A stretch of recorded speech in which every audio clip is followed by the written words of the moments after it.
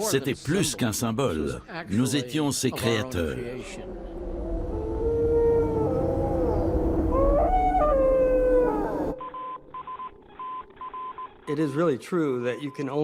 Il est vrai que cette exploration du système solaire par Voyager, c'était une grande première. Nous avons eu la chance inouïe de pouvoir réaliser ce rêve. Dans 50 ans, on prendra conscience que Voyager a été le grand projet scientifique du XXe siècle, la grande mission.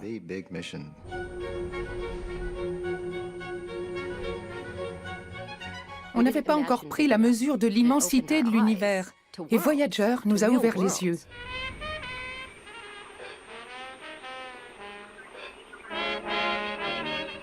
Üdvözletet küldünk magyar nyelven minden békét szerető lénynek a világegyetemen. C'est une expérience rare d'avoir pu lancer notre sonde par cette toute petite fenêtre spatiale et temporelle. C'est incroyable d'avoir réussi à le faire.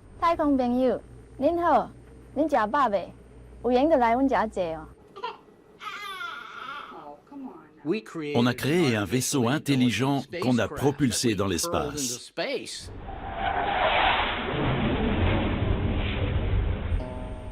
À très long terme, ces sondes seront peut-être la seule trace de notre existence.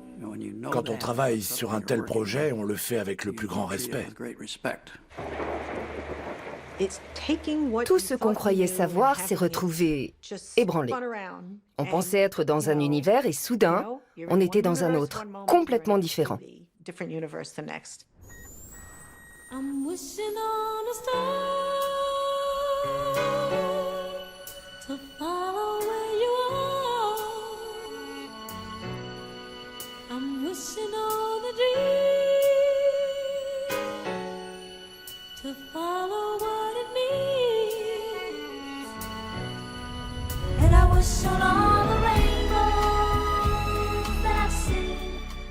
Lorsqu'on a annoncé récemment que Voyager 1 avait pénétré dans l'espace interstellaire, c'était un peu comme si l'humanité était devenue une espèce interstellaire, comme si l'éternité lui avait ouvert ses portes. Voyager se trouve de l'autre côté du système solaire, à des milliards de kilomètres de tout autre objet fabriqué par l'homme. Imaginez un peu la distance parcourue par Voyager et le temps passé à la parcourir. Et ce n'est pas fini. Voyager a réussi un exploit qui paraissait insensé. Chaque seconde qui passe, ces vaisseaux explorent un endroit où nous n'étions jamais allés. Ils sont sur une trajectoire sans retour. Ils vont continuer à avancer dans l'immensité infinie. Voyager, c'est une mission d'une audace incroyable. Qui aurait pu imaginer qu'on arriverait à faire ça en 1977 ?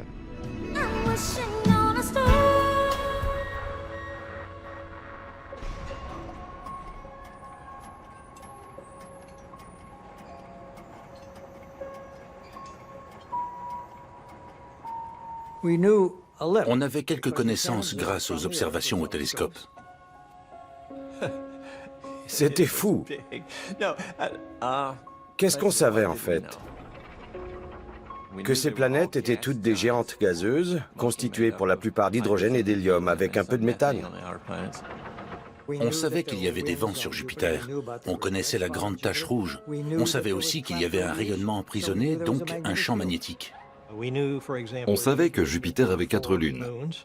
Io, Europe, Ganymède et Callisto. C'est ce qui avait convaincu Galilée que Copernic avait raison et que le Soleil était au centre du système.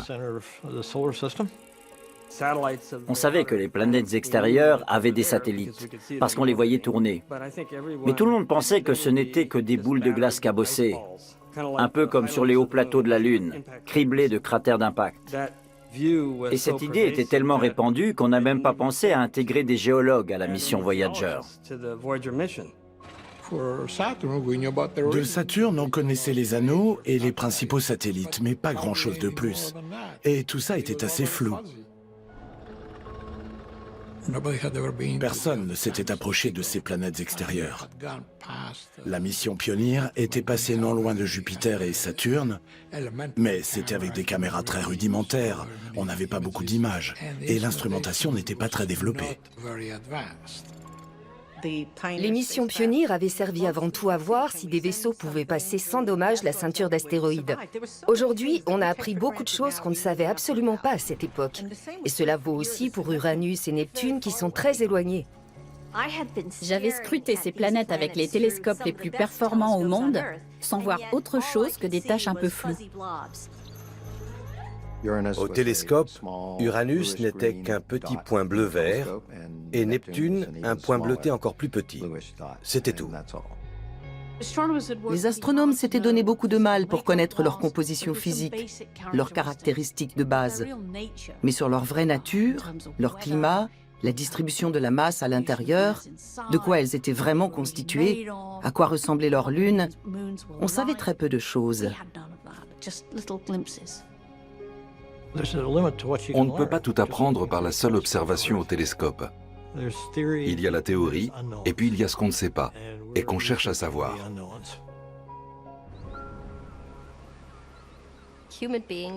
Nous, les êtres humains, avons cette particularité de toujours chercher à savoir ce qu'il y a au bout du chemin. C'est comme un besoin inné propre à notre espèce. Ce désir d'exploration nous donne un avantage sur les autres espèces. Nous essayons toujours d'améliorer notre condition. Et je crois que nous sentons que notre survie dépendra de notre capacité à vivre dans d'autres mondes. C'est très humain de se poser des questions. Les enfants demandent toujours pourquoi, et certains d'entre nous ne grandissent jamais. C'est l'assistance gravitationnelle qui a rendu cette mission possible. Quand le vaisseau passe à proximité de Jupiter, il prend un peu de la vitesse orbitale de la planète. Ça fait comme un ricochet direction Saturne. Il faut donc s'assurer que Saturne soit au bon endroit. On a bénéficié d'un alignement parfait. Jupiter, Saturne, Uranus et Neptune, tout aligné. Jupiter, boum. Saturne, boum. Uranus, boum. Neptune, boum. Il fallait un alignement exceptionnel des planètes pour que le vaisseau spatial passe de l'une à l'autre.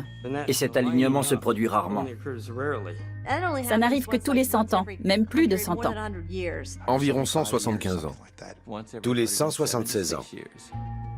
La dernière fois que ça s'était produit, c'était du temps de la navigation à voile. Au départ, ça s'appelait le Grand Tour des planètes extérieures. Et cette mission coûtait en gros $1 milliard de trop.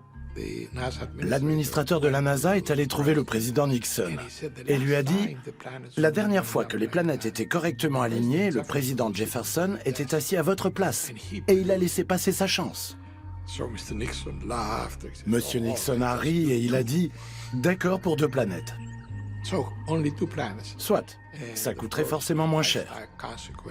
Mais on savait bien que le lancement étant prévu pour 1977, ce serait bien après le second mandat de M. Nixon. Et d'ailleurs, il est même parti avant la fin initialement prévue.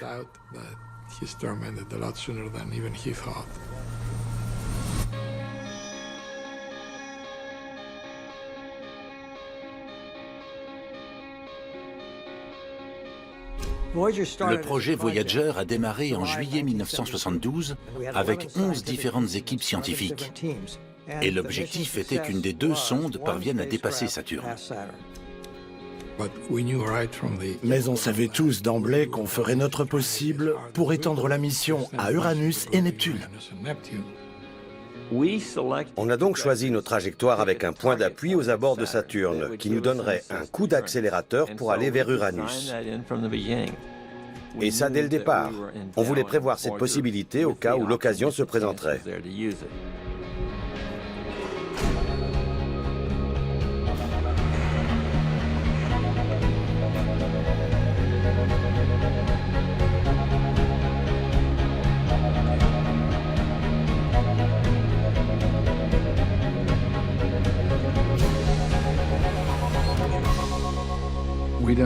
On ne voulait pas que la conception même du vaisseau soit une entrave pour aller au-delà. C'était une mission à double fond.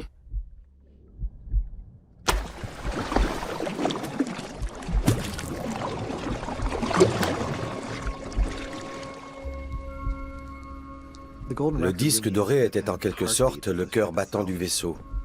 Son objectif, c'était l'exploration scientifique, mais le disque, c'était son âme. Je me souviens du battage médiatique autour des missions Pioneer 10 et 11. Ce dessin au crayon qui représentait la silhouette d'un homme et d'une femme nus. Les gens s'étaient indignés. Et pourtant, c'était un dessin bien innocent. Pour moi, c'était une excellente idée. Would you expect someone to find this record out there? Is there something out there? Well, nobody knows. One of the great unsolved questions is whether we're alone or whether... Carl Sagan est devenu le scientifique américain le plus célèbre de la fin du XXe siècle. Il a joué un rôle très important dans de nombreuses missions de la NASA en direction des planètes, dont celle de Voyager, où il faisait partie de l'équipe imagerie scientifique. Mais c'est aussi l'astronome qui a le plus contribué à la crédibilité de l'étude de la vie extraterrestre. Comment by Thomas Carlyle, somewhat crusty old fellow, who, upon thinking about the stars, said, "A sad spectacle. If they be inhabited, what a scope for misery and folly. If they be not inhabited, what a waste of space." Carl Sagan était un très bon ami.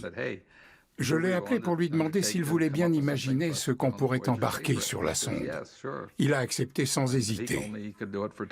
Il m'a proposé de le faire pour 25 000 $, alors je lui ai donné le feu vert, et à partir de là, il a fait ce qu'il a voulu.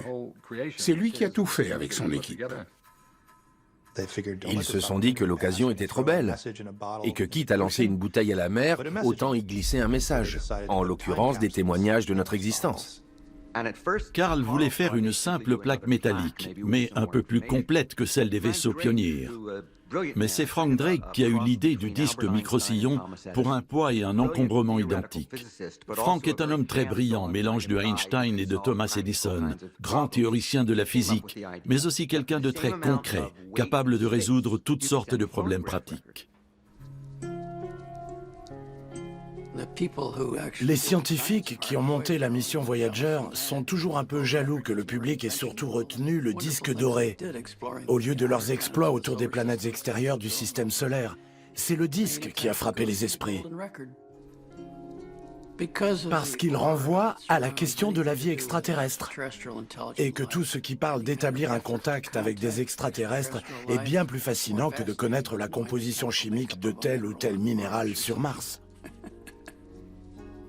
Ce disque ressemble à un vieux 33 tours. La seule différence, c'est qu'il est en métal pour durer plus longtemps. Il était enregistré 2 fois plus lentement, ce qui nous donnait 2 heures. 1 heure et demie était consacrée à de la musique, et la demi-heure restante contient tous les autres sons. Des bruits de la nature sur Terre, des messages de salutation et des photos encodées de la Terre.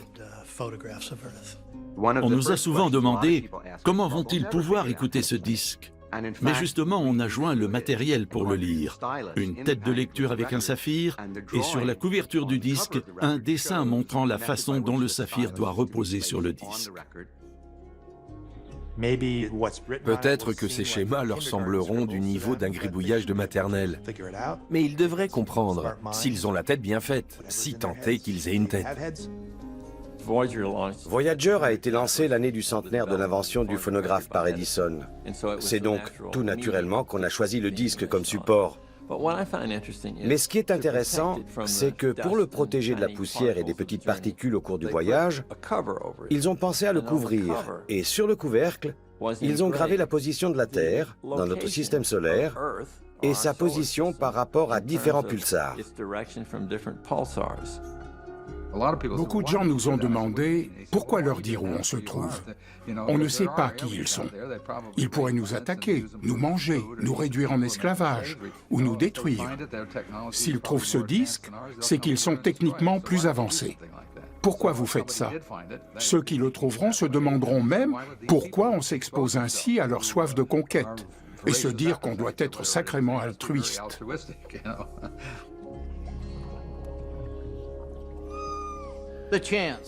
Il y a peu de chances que des intelligences supérieures se disent « Tiens, un objet magnétique vient vers nous. Allons voir quel est le mystérieux message contenu dans cette bouteille. » N'est-ce pas un scénario invraisemblable?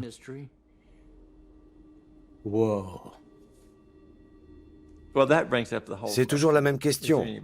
Est-ce qu'il y a du monde là-bas? Disons qu'il y a plus ou moins 200 milliards d'étoiles dans la Voie lactée et environ 200 milliards de galaxies dans l'univers, ou du moins dans l'univers tel que nous le connaissons. C'est un bien petit vaisseau pour un si grand univers. Si vous observez un bout du ciel par le trou d'une paille, disons, en direction de la Grande Ourse, dans ce tout petit espace qu'on pensait vide, il y a des milliers de galaxies. Et chacune d'entre elles est remplie de milliards d'étoiles. Rien que dans ce petit trou. Alors, imaginez le ciel rempli de 1000 fois 1000 fois 1000 galaxies, chacune remplie de milliards et de milliards d'étoiles. Ça fait beaucoup de possibilités. Si vous prenez un grain de sable et que vous le posez sur une table pour figurer le Soleil, la Terre serait à environ 2,5 cm et elle serait microscopique. La totalité du système solaire tiendrait sur une table de 2 mètres de large. Mais si vous deviez ensuite placer l'étoile voisine, figurée par un autre grain de sable, à combien de distance de notre système faudrait-il la placer? La réponse est à 12 km. C'est fou, la quantité d'espace vide qu'il y a entre les étoiles et entre les planètes. Les distances sont impressionnantes. Ces vaisseaux sont les plus rapides jamais construits et lancés dans l'espace. Ils avancent à 16 km par seconde. Vous ne les verriez même pas passer. Et malgré ces vitesses considérables pour nos standards terrestres, il leur faut des décennies et des décennies pour arriver aux confins du système solaire. Franchir la ceinture d'astéroïdes, ce n'est pas un problème. Et pourtant, au départ, beaucoup de gens pensaient qu'il y avait de gros risques de collision, alors qu'en fait, c'est très peu probable. Il y a beaucoup de place là-haut. Notre voisine Andromède, par exemple, se trouve à 2 millions d'années-lumière de notre galaxie. Elle se trouve sur une même trajectoire de collision, mais pas avant 5 milliards d'années. On pourrait craindre cette collision. Mais il faut savoir que l'espace, c'est essentiellement de l'espace vide. Et quand nos deux galaxies vont entrer en collision, il y a peu de risques qu'une étoile en touche une autre. Voyager va donc sans doute poursuivre son périple à travers notre galaxie pendant potentiellement des millions, voire des milliards d'années, sans entrer en collision. J'ai beaucoup de mal avec les grandes échelles géologiques. Comment savoir ce que représentent des dizaines de millions d'années? Pareil pour les distances astronomiques. Quand on commence à se situer dans des échelles astronomiques, notre système solaire est vraiment tout petit. Et on se rend compte que toute cette aventure Voyager, ce petit vaisseau qui part à l'assaut des planètes géantes si lointaines, ce n'est en fait qu'une exploration de notre voisinage immédiat.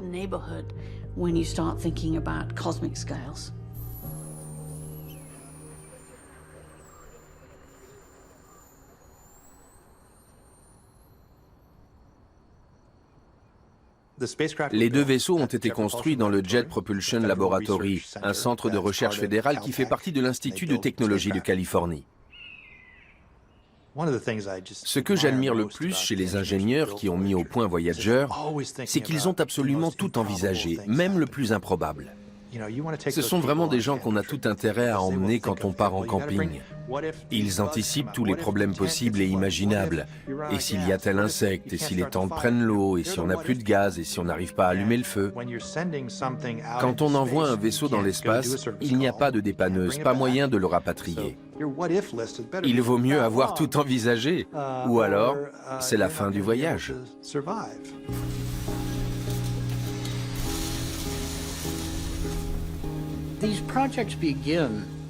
Les projets de ce type commencent tous par une phase de mise à plat. Qu'est-ce qui est vraiment faisable? On ne savait pas à quoi le vaisseau allait ressembler. On se demandait plutôt comment on allait l'organiser. Par exemple, où placer le système de communication, cette antenne fixe d'un diamètre de 3,66 m par rapport au système de propulsion. Ce vaisseau, c'est devenu un peu comme un enfant, et nos équipes de concepteurs étaient comme ses parents. C'était un vrai processus de gestation. Il s'agissait de hisser cet enfant jusque dans le monde réel. Tous les vaisseaux spatiaux sont faits de silicium et d'aluminium à 95%. À l'état brut, ça ne coûte pas si cher, mais fabriquer des objets avec, c'est autre chose. C'est un vaisseau assez rudimentaire comparé aux standards actuels. On a 3 ordinateurs à bord, dont la mémoire totale est 240 000 fois inférieure à celle de votre smartphone. Entre 1972 et 1977, on était en pleine réduction des budgets de la recherche spatiale. À cette époque, les ordinateurs les plus performants étaient comparables à ce qu'on a aujourd'hui dans notre poche. Et je ne parle pas de nos téléphones, mais d'une simple clé de voiture. Quoi? La technologie des années 1970? Moi, je suis de celle des années 1930. Elle avait ses limites, mais on n'a pas à en rougir, et surtout, on en a tiré le maximum. Voyager pèse 800 kg. Le diamètre de son antenne parabolique principale est de 3,66 m, un maximum pour l'époque. Il y a le corps principal à 10 côtés qui renferme toute l'électronique et les ordinateurs. Et de là partent toutes sortes de perches et d'extensions. Il y a les pieds qui le reliaient à la fusée, un bras très long équipé d'un magnétomètre, un autre avec le générateur électrique au plutonium qu'il faut tenir éloigné du vaisseau, sinon il risque de l'irradier, et un autre bras portant les caméras et autres instruments. Ce sont les yeux en quelque sorte, l'antenne étant les oreilles.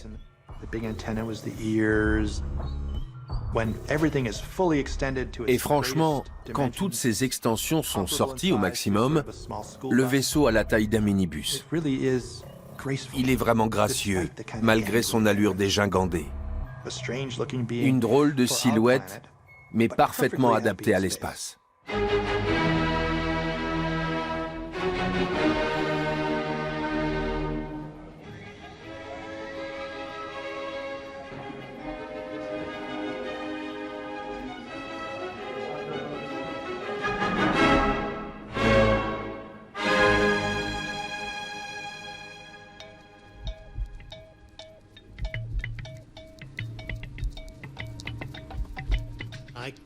Dans ma carrière, je n'ai produit qu'un disque, dont les 2 seuls exemplaires ont été envoyés dans l'espace. Est-ce que ça fait de moi un producteur? La fenêtre de lancement a été choisie. Il fallait un certain alignement de planètes, et pas question d'attendre quelques jours de plus que le disque soit prêt. On a eu 6 semaines pour le faire et c'est ce défi qui a le plus marqué les esprits. Comment s'y prendre pour expliquer l'humanité à des extraterrestres en si peu de temps?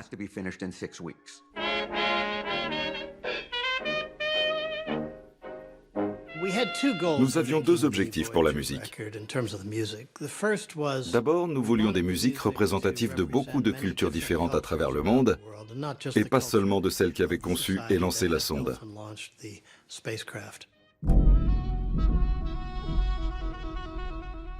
L'autre critère, c'était que ce soit un bon disque.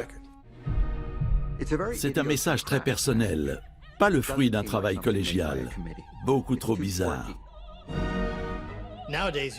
De nos jours, on se servirait beaucoup d'Internet. Mais à l'époque, on s'enfermait dans le noir pour écouter ces musiques en prenant des notes. Ça prend beaucoup de temps de passer en revue une grosse pile de vinyles. Sur le disque de Voyager, je suis sûr qu'il y a des musiques dont vous ne connaissez même pas l'existence.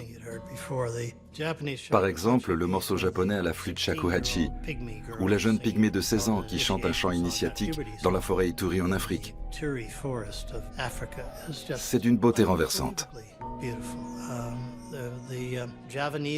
Le morceau de gamelan javanais aussi. Et la pièce chinoise de Chin, c'est envoûtant. Quelle aventure pour l'esprit! Bien sûr, on est parti à la chasse aux disques rares. Je me souviens de l'arrière-boutique d'un magasin d'électroménager indien à New York qui vendait quelques disques traditionnels. C'est là qu'on a trouvé un raga qu'on a fini par mettre sur le disque. Notre critère était de décrire nos cultures en intégrant de la musique traditionnelle, des musiques primitives, mais aussi Bach, Beethoven et du jazz. On avait très envie de mettre les Beatles, mais ils nous ont dit pas question. On a essayé de leur dire que ça partirait dans l'espace, tout ça. Mais non, ils ne céderaient pas leurs droits aux extraterrestres.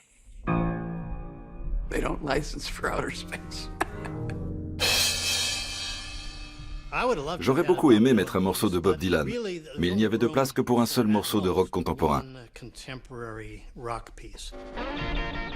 Alors on a choisi Chuck Berry, Johnny B. Good, que Dylan aimait beaucoup d'ailleurs. It may be just 4 simple words, but it is the first positive proof that other intelligent beings inhabit the universe. What are the 4 words, Kakua? Send more Chuck Berry. Le monde est plein de musique géniale, et il va sans dire qu'il y en a largement plus que sur le seul disque de Voyager. Ce qui est plutôt une bonne nouvelle. Imaginez un peu vivre dans un monde où il n'y aurait que 90 minutes de musique potable.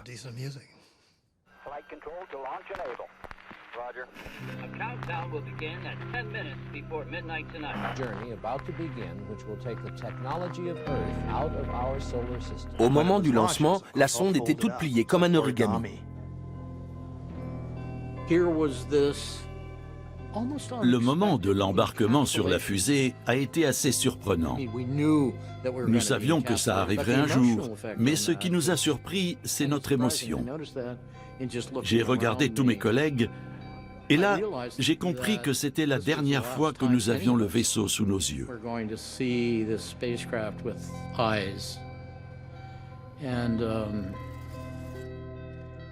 Je dois dire que c'était une expérience très émouvante.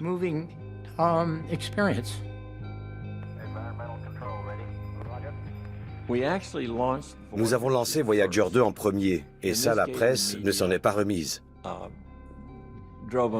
Voyager 1 a été lancé plus tard, parce qu'il était sur une trajectoire plus rapide. Il a donc dépassé Voyager 2 en décembre 1977. À partir de là, il a toujours été le premier à arriver aux abords des planètes. La presse était rassurée. La plupart des dessins des communiqués de presse montrent le vaisseau du mauvais côté par rapport au disque doré. Quand les journalistes sont venus au lancement, ils ne s'intéressaient qu'au disque. La NASA n'a pas toujours été très claire à ce sujet d'ailleurs. Évidemment, le disque témoin ne présente aucun intérêt scientifique. Les responsables ont organisé une nouvelle conférence de presse, mais à contre-cœur.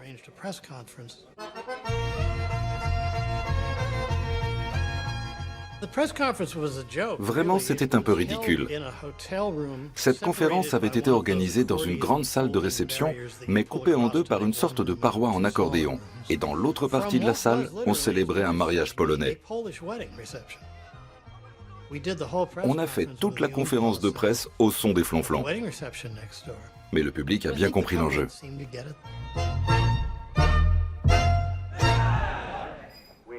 Had a report from John Cassani, the Voyager project manager, that will be able to count down at 10:25.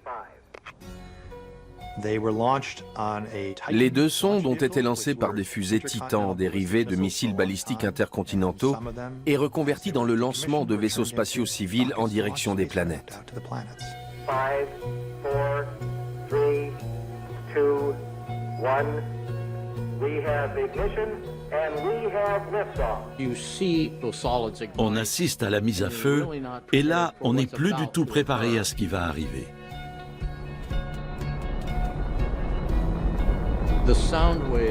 Il y a ce bruit assourdissant et ces vibrations intenses. On a tout le corps qui tremble à l'unisson de toute cette énergie.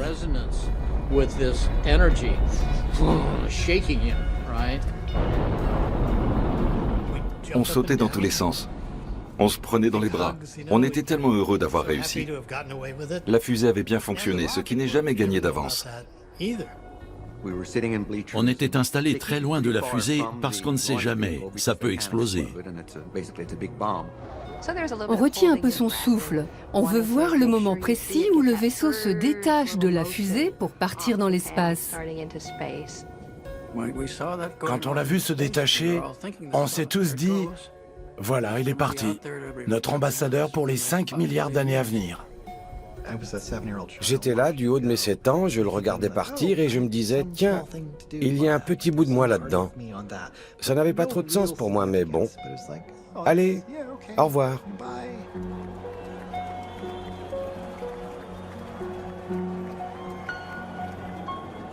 Il y avait des explosions de joie. L'aventure commence. Mais après le lancement, tout s'est affolé. Voyager s'est mis à faire des choses qu'on n'avait pas du tout prévues. Et nous, sur Terre, on se disait, mais qu'est-ce qui lui prend? Quand un lanceur quitte la table de lancement, il doit opérer une rotation pour se trouver dans le bon axe. Et la vitesse de cette rotation est bien plus élevée que celle à laquelle le vaisseau est préparé pour son vol. Alors il se met en rideau, tous les voyants s'allument, ça sature. La sonde ne contrôlait rien. Elle était embarquée sur une grosse fusée qui l'a secouée tellement fort qu'elle a cru qu'elle tombait en panne. Alors elle a commencé à se mettre en backup pour une chose ou l'autre, en attendant de comprendre ce qui se passait. Pendant 2 jours, on s'est vraiment fait du souci. Tout le monde nous demandait si on avait perdu le vaisseau. Et on ne savait pas vraiment quoi répondre. Les journaux titraient « Mutinerie dans l'espace ». La sonde Voyager a décidé de ne pas suivre la trajectoire assignée par ses créateurs. Elle n'en fait qu'à sa tête.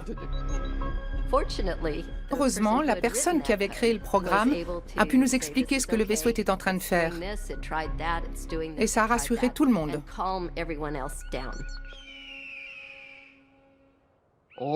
Toutes ces réactions qu'on trouvait bizarres, c'était en fait nous qui les avions programmées. C'est simplement que nous avions fixé des limites trop étroites.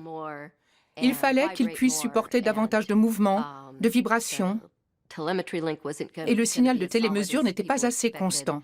Bref, tous ces petits problèmes survenus sur Voyager 2 ont été réglés pour Voyager 1.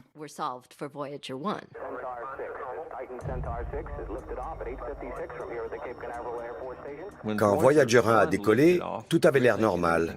Et puis on a commencé à entendre des conversations sur le canal du lanceur. Quelque chose n'allait pas. J'ai regardé Charlie, il avait l'air inquiet. Je lui ai demandé ce qui se passait. Il m'a dit « Je ne sais pas, mais ça ne me dit rien qui vaille ». Il y avait une fuite de carburant dans le lanceur. Pendant la combustion, il s'échappait à l'extérieur. Et c'est pour ça que la phase 2 du lancement n'a pas pu fournir sa poussée maximum. L'étage supérieur de la fusée, qui est un Centaure utilisant de l'hydrogène liquide couplé à de l'oxygène, a dû compenser. C'est l'étage Centaure qui assure le guidage. Il sait lorsqu'il n'est pas à la bonne vitesse. Et quand il se sépare du 2e étage, il sait qu'il va devoir brûler plus longtemps pour augmenter la vitesse. Pour atteindre son orbite d'attente, le Centaure avait besoin de 545 kg de carburant supplémentaire. On se demandait tous, est-ce qu'il va avoir assez de carburant pour fonctionner normalement?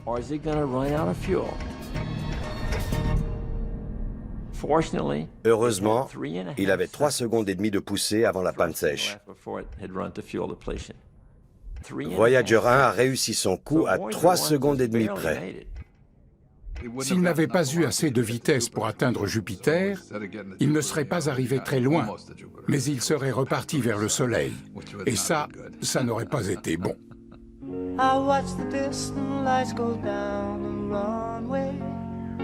Disappear into the evening sky. Oh, you know I'm with you on your journey. Never could say goodbye. Et puis il y a cette idée que ça ne nous appartient plus. La mission scientifique, à proprement parler, allait commencer. Mais notre rôle en tant qu'ingénieur, créateur de cette machine, était terminé.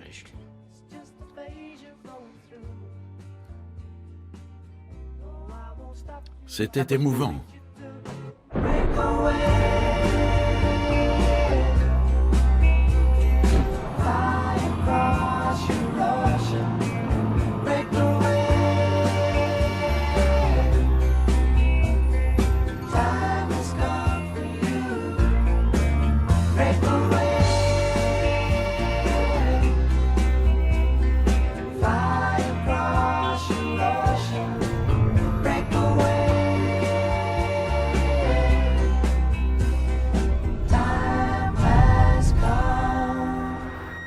Ce qui est fou, c'est qu'il y a à peine l'équivalent d'une vie humaine, 87 ans, l'univers se limitait à une seule galaxie, notre Voie lactée, qui flottait dans un univers immuable, dans un espace éternellement vide. On ne savait pas qu'il y avait des milliards de galaxies. On ne savait pas que l'univers était en expansion et qu'il était né d'une dilatation rapide il y a 13,7 milliards d'années. Et même d'autres choses encore plus étranges, comme ce sur quoi je travaille. Le fait que la majeure partie de la masse de notre galaxie est invisible, constituée d'une particule élémentaire inconnue qui nous traverse, la Terre et nous, sans qu'on s'en rende compte. Plus étrange encore, le fait que l'espace vide est un poids. Une fois qu'on en a ôté toutes les particules et les rayonnements, ça pèse encore quelque chose. Qui plus est, c'est l'énergie dominante dans l'univers et on ne sait pas pourquoi elle est là.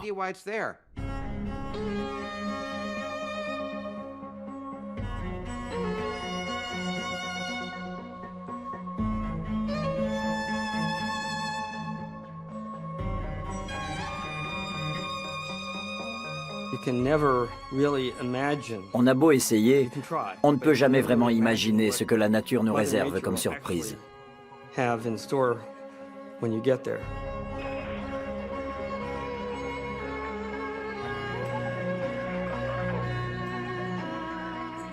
Le temps a filé à toute vitesse. Je crois qu'on n'avait pas bien saisi avant la première rencontre avec Jupiter à quel point ce serait intense. Mais on a vite compris. C'est assez intéressant. On commence à travailler sur une mission en 72. Le lancement a lieu en 77. Jusque-là, pas vraiment de travail scientifique, juste de la préparation. Et puis en mars 79, c'est l'avalanche.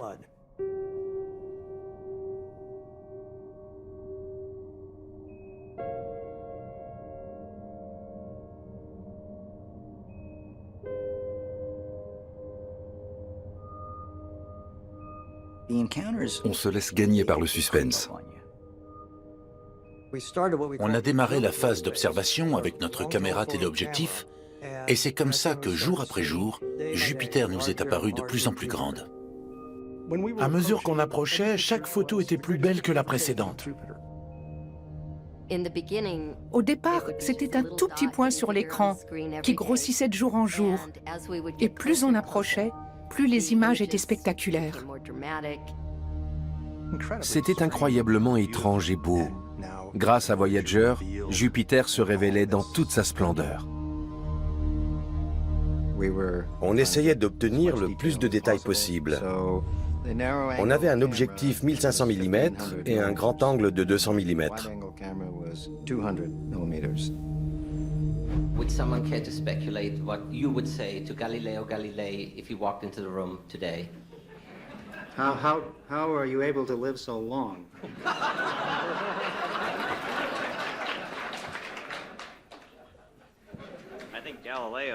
Jupiter, c'est plus de 10 fois la Terre. Elle est composée principalement d'hydrogène et d'hélium, sans aucune surface solide. Ces planètes sont faites de gaz liquide et de liquide au plus profond.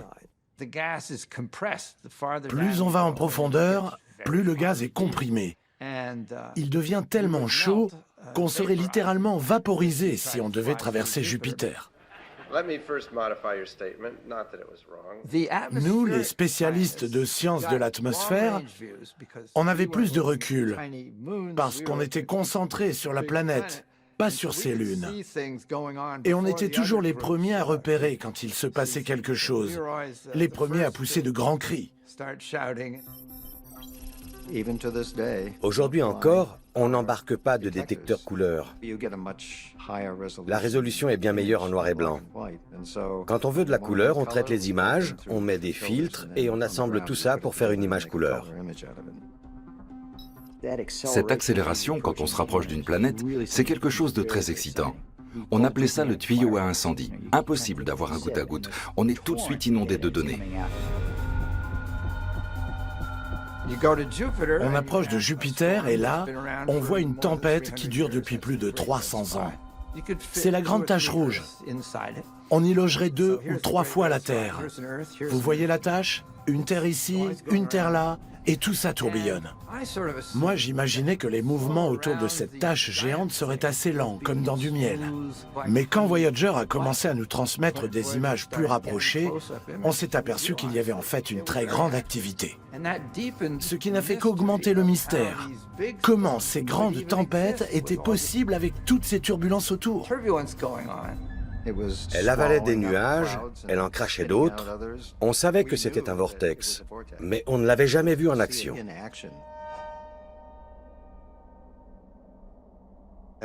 Chaque jour, on se demandait si notre vaisseau était assez bien conçu. Avait-on vraiment anticipé tous les problèmes possibles? La sonde Pioneer 10 avait enregistré des rayonnements bien supérieurs à ce qu'on avait pu calculer à partir de la Terre.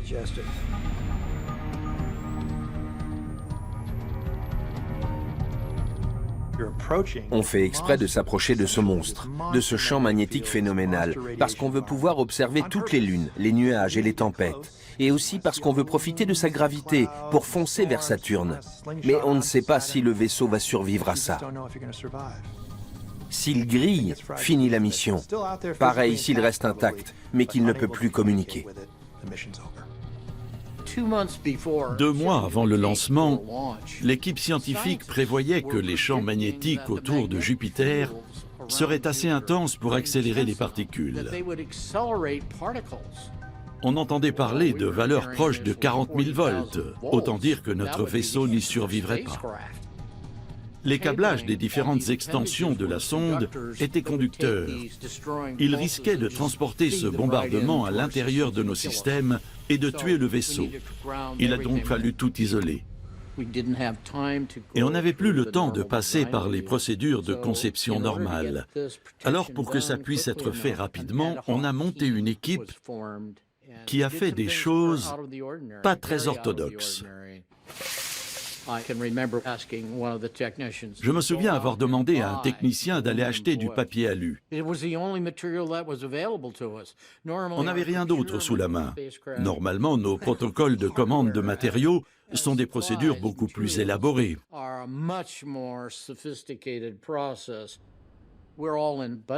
On était là, dans nos combinaisons blanches, à découper des bandes de papier alu qu'on nettoyait au chiffon et à l'alcool pour les enrouler ensuite autour de nos câbles extérieurs. Mais c'était le même alu que dans votre cuisine. Ce qui en soi n'est pas très gênant. Peut-être qu'il y a eu une rupture de stock de papier alu à l'épicerie du coin pendant quelques jours. Mais bon, c'était pour la bonne cause. Une chose est sûre, on ne savait pas si ça suffirait.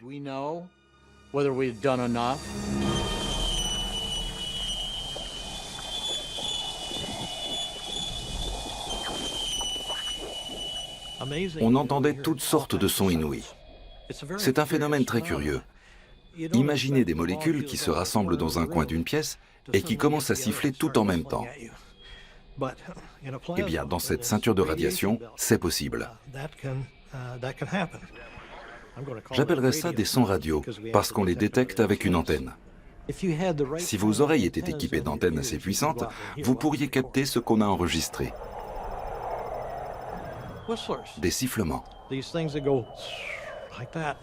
Ces sifflements, ce sont en fait des éclairs. C'était la première fois qu'on détectait des éclairs sur une planète autre que la Terre, en beaucoup plus intense. Sur Jupiter, il y a des éclairs qui couvriraient la moitié des États-Unis. C'est fascinant ce qu'on entend dans l'espace.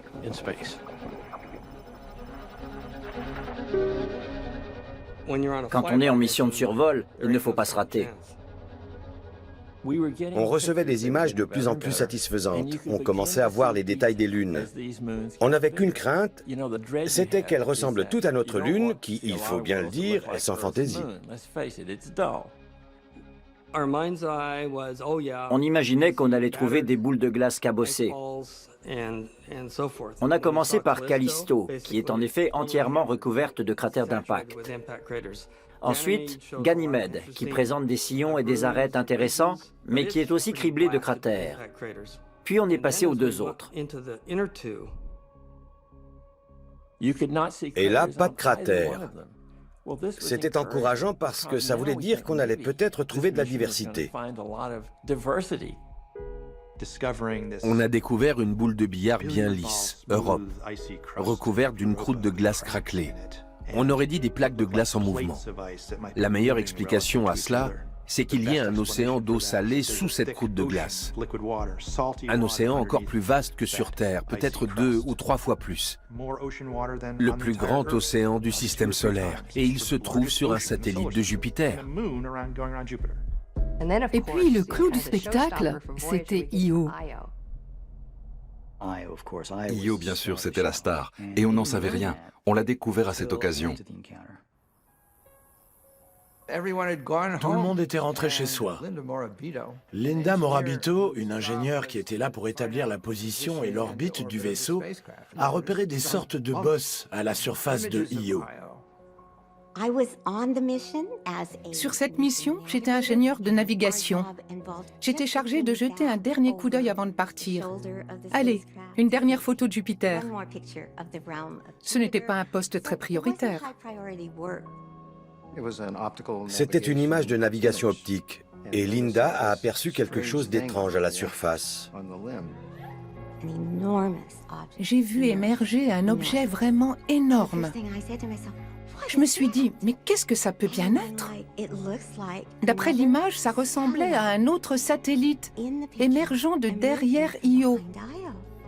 Mais un objet de cette taille, à cette distance, aurait été visible de la Terre. Ce dont j'étais sûre, en revanche, c'est que je voyais quelque chose qu'on n'avait encore jamais vu.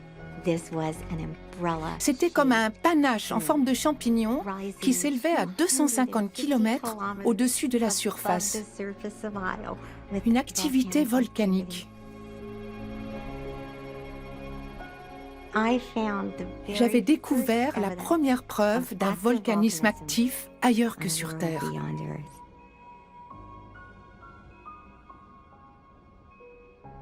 C'était incroyable qu'une petite lune comme Io ait une activité volcanique 100 fois supérieure à celle de la Terre, alors qu'on pensait qu'elle était la seule du système solaire à avoir des volcans actifs. Cette expédition allait nous réserver de belles surprises.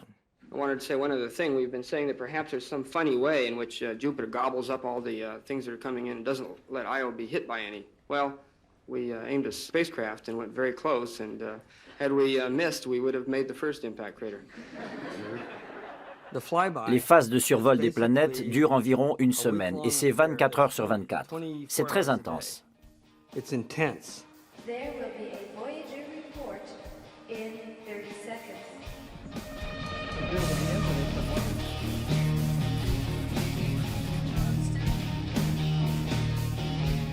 C'était de la science en direct, du fait de la conférence de presse du soir.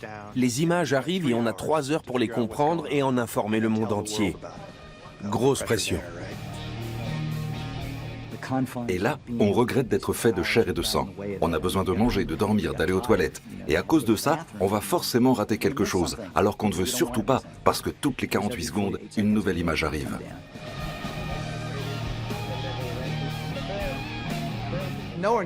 Personne ne dormait pendant ces périodes où le vaisseau survolait les planètes.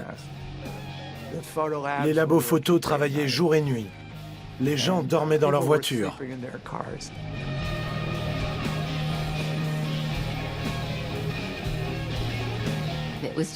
On était trop excités pour dormir.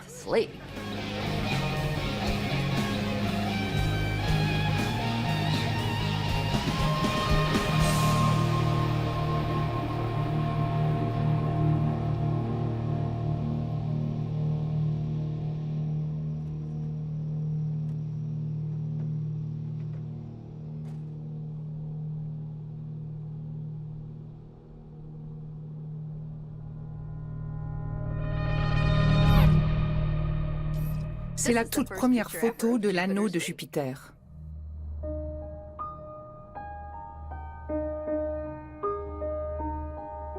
Jupiter, c'était magnifique. On allait de découverte en découverte. Rien ne se crée, rien ne se perd. Quand Voyager s'est trouvé accéléré à 56 000 km/h grâce à l'assistance gravitationnelle, la rotation de Jupiter, sur 1000 milliards d'années, a été ralentie de 30 cm. Jupiter a changé la donne. Elle a remis les compteurs à zéro. Là, on a compris qu'on passait aux choses sérieuses et que ce n'était que le début de l'aventure. Jupiter nous avait bluffés, mais ce n'était encore rien à côté de Saturne.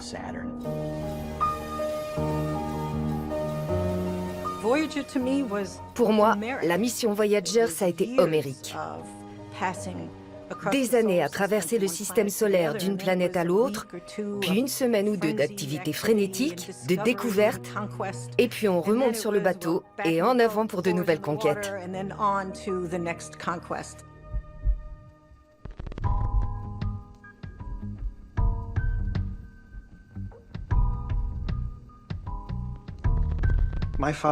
Je suis le fils de Carl Sagan et de Linda Salzman Sagan, l'artiste écrivain qui a dessiné la fameuse plaque embarquée sur la mission Pioneer et qui a rassemblé tous les messages de salutation pour le disque doré de Voyager. J'aime bien l'idée qu'elle ait réuni une sorte de chœur de voix qui salue les étoiles.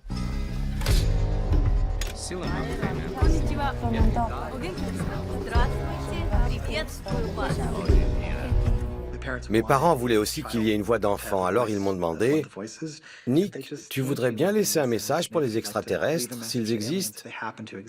Qu'est-ce que tu aimerais leur dire ?»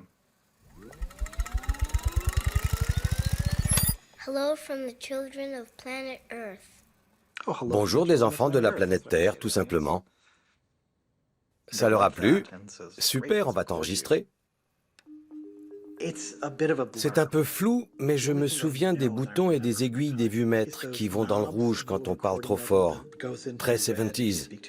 Je me souviens de l'aiguille qui bougeait pendant que je parlais, qui s'approchait du rouge, mais sans y entrer. Ouf. Et puis il y a mon écriture de gamin de 6 ans qui n'a pas tellement changé d'ailleurs, et qui dit « Bonjour des enfants de la planète Terre », avec plane à la fin de la ligne et est en bas parce que je n'avais plus de place. Il y avait aussi un dessin. Aujourd'hui, je dirais que c'est un arbre, mais à l'époque, on m'a dit que j'avais voulu faire une fusée. J'étais plus concentré sur mon petit dessin de rien du tout que sur la façon dont j'allais dire ma phrase. Mais je l'ai fait, puis j'ai bu mon jus de pomme et je suis retourné à mes livres. Ce n'est que beaucoup plus tard que j'ai saisi ce que ça avait d'exceptionnel.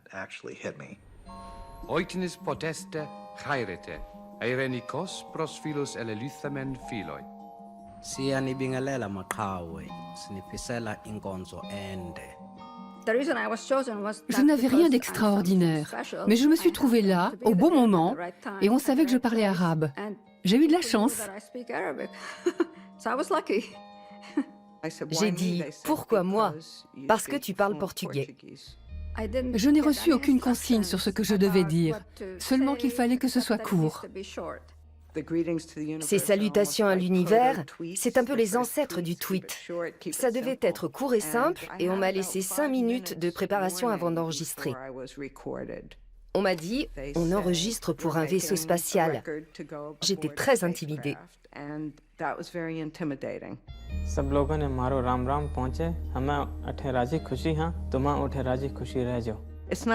Comment saluer l'univers? Il n'y a pas de formule toute faite pour ça. Ça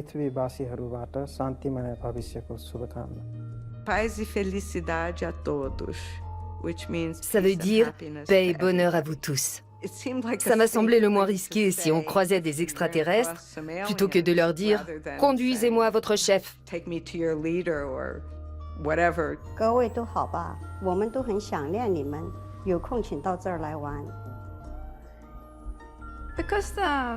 Comme le vaisseau est fait d'une matière froide, inanimée, et que le disque lui-même est en métal, je voulais que ma voix transmette de la chaleur.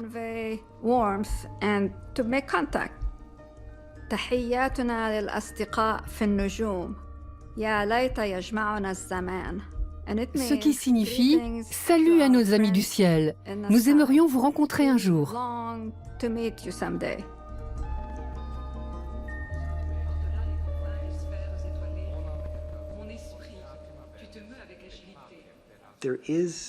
Il y a une part de moi qui voyage sur ce vaisseau. Il est parti, il poursuit sa route, et quand je ne serai plus là, il sera encore en route. C'est un peu magique. Hello from the children of planet Earth. In your mind you have capacities, you know, to telepath messages through the vast unknown. Please close your eyes and concentrate with every thought you think upon the recitation we're about to sing. Calling occupants of interplanetary craft. J'aimerais avoir la réponse à cette question. Sommes-nous vraiment seuls? Il y a forcément d'autres civilisations dans cette immensité. Ce serait presque statistiquement impossible qu'il n'y ait pas d'autres formes de vie intelligentes ailleurs, et même plus qu'intelligentes. Plus l'espace est vaste, plus c'est possible. Mais de là à les trouver, c'est beaucoup moins sûr. La botte de foin est beaucoup trop grosse pour qu'on y trouve l'aiguille.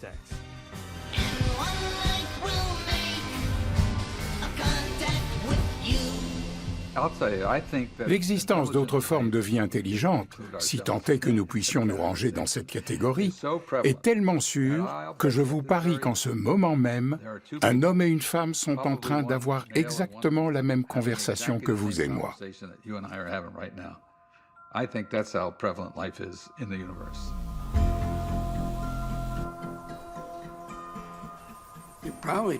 Ils sont peut-être même en train d'essayer d'établir un contact avec nous en ce moment. Je suis sûr qu'il y a des messages radio qui traversent cette pièce et qu'on pourrait les capter avec un équipement adéquat si on savait vers quoi diriger le récepteur et sur quelle fréquence se régler. Ici, dans cette pièce, c'est saisissant. Ils sont là, dans cette pièce. Par rapport à toute forme de vie extraterrestre, l'éloignement n'est pas tant spatial que temporel. Tout dépend de combien durent les civilisations. Il faut bien qu'elles existent simultanément si elles veulent pouvoir communiquer.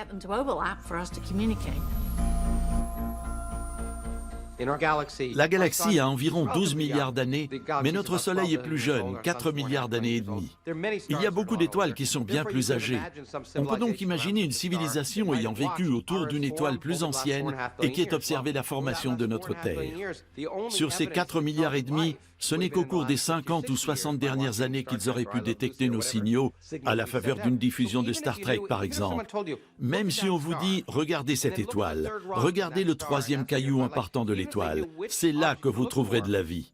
Même si vous savez où chercher, il n'y a que 50 à 60 années sur plus de 4 milliards où vous pourriez en trouver.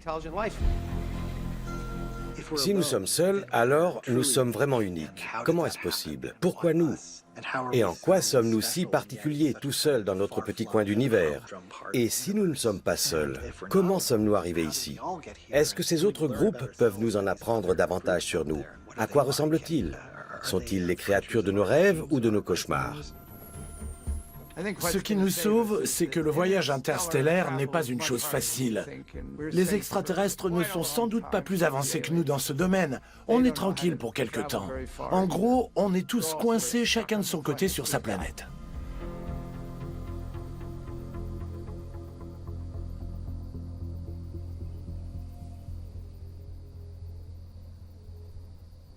De Jupiter à Saturne, le voyage a été relativement rapide. On n'a pas vu le temps passer.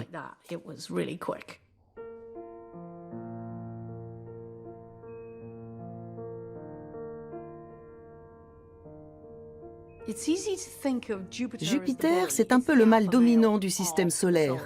C'est assez évident. Mais Saturne est plus majestueuse, avec ses anneaux qui lui donnent un air de sérénité, et avec ses lunes un peu éloignées, en retrait. Les premières images n'étaient pas meilleures que celles qu'on pouvait prendre de la Terre, mais à mesure que la sonde approchait, c'était de mieux en mieux. On se disait, qu'est-ce que ce sera quand on sera tout près? Au télescope, les anneaux de Saturne ressemblent à de petites oreilles de chaque côté. Et là, on voyait tous les détails. On aurait dit les sillons d'un disque vinyle. Les anneaux de Saturne, qu'est-ce que c'est? Des milliards de particules glacées, certaines aussi grandes qu'une maison. Elles sont énormes, beaucoup plus larges que plusieurs terres mises côte à côte, mais de moins d'1 kilomètre d'épaisseur. En se rapprochant des anneaux, on s'est rendu compte que c'était en fait un tourbillon d'objets, quelque chose de très complexe.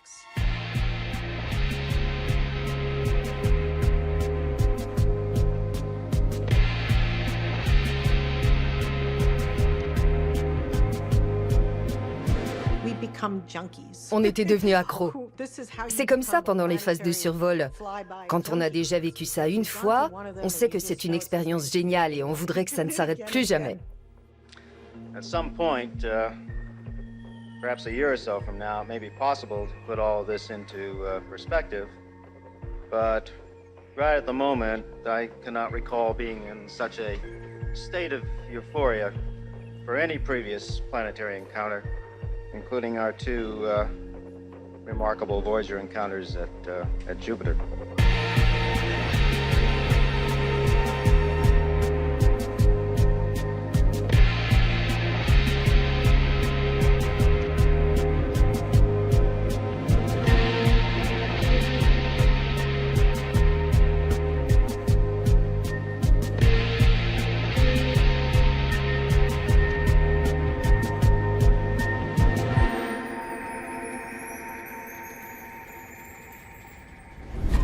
Largest moon in Saturn, Titan's the most extraordinary place. There is a dense methane atmosphere where a complex organic chemistry has been going on for perhaps billions of years, and we are in a moment of extraordinary discovery. Les deux sondes étaient programmées pour effectuer la même mission sur Saturne, la mission primordiale, l'exploration de Titan. Titan suscitait beaucoup d'intérêt scientifique, parce qu'on pense qu'au début de son existence, la Terre devait lui ressembler, avec très peu d'oxygène, beaucoup d'hydrocarbures, une atmosphère très dense et brumeuse qui, sur notre planète, a été radicalement modifiée par la vie. En gros, pour étudier les origines de la Terre, il faut étudier Titan. Si Voyager 1 réussissait sa mission sur Titan, alors Voyager 2, qui était attendu 9 mois après sur Saturne, pourrait continuer directement sur Uranus, puis vers Neptune. Mais ça dépendait du succès de Voyager 1 sur Titan. Si on voulait que Voyager 1 survole Titan, on ne pouvait plus l'envoyer vers Uranus et Neptune par la suite. Il était impossible de modifier sa trajectoire pour l'envoyer ailleurs. Voyager 2 aurait fait exactement pareil si Voyager 1 avait échoué.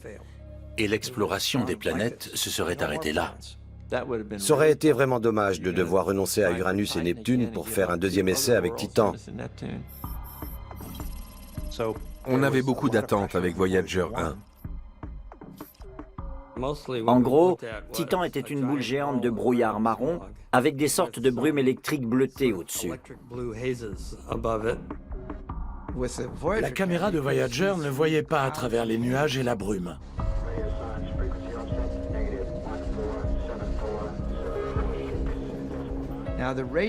Mais les signaux radio du vaisseau traversaient l'atmosphère de la planète, ce qui permettait d'avoir une mesure de la pression à la surface et aussi des températures. On a eu beaucoup d'infos grâce à ces signaux. Titan ne s'est pas révélé aux caméras de Voyager, mais les spectromètres et les ondes radio ont aidé à mieux connaître la composition chimique et physique de son atmosphère et de sa surface.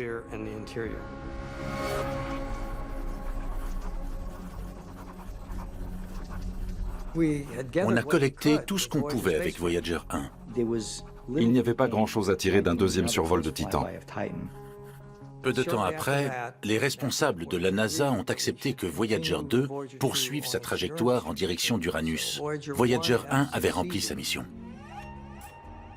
Souvent, les gens ne savent pas qu'on a failli ne pas continuer vers Uranus et Neptune. Tout dépendait de la mission de Voyager 1 sur Titan. Une fois sa mission accomplie, Voyager 1 s'est éloigné vers les confins du système solaire, en quittant le plan de l'écliptique. Sa mission planétaire était donc presque terminée. J'y reviendrai plus tard.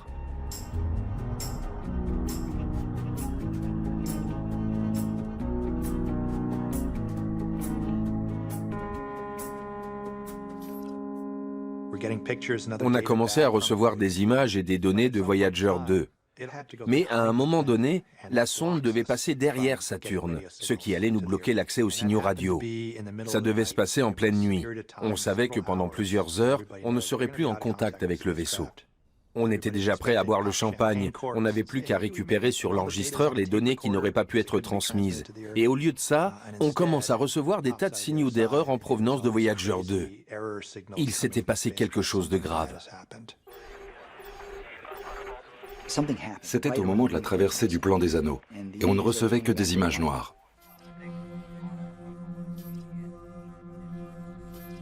Est-ce que la sonde avait percuté les anneaux de Saturne? Est-ce que c'était la fin?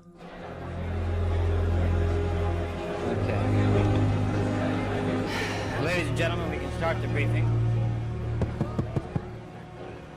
I wanted to make a very brief statement.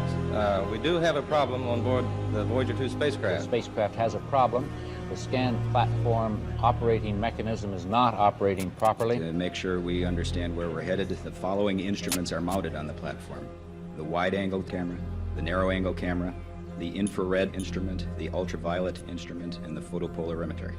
C'était le jour le plus sombre de toute cette mission. There is circumstantial evidence. Quand je suis entré dans l'auditorium, tout le monde était consterné. You're beginning to speculate. J'ai su assez vite ce qui s'était passé. La plateforme des caméras avait gelé. Cette plateforme traversait l'immensité du ciel à vitesse maximum. Ce gel pouvait tout compromettre.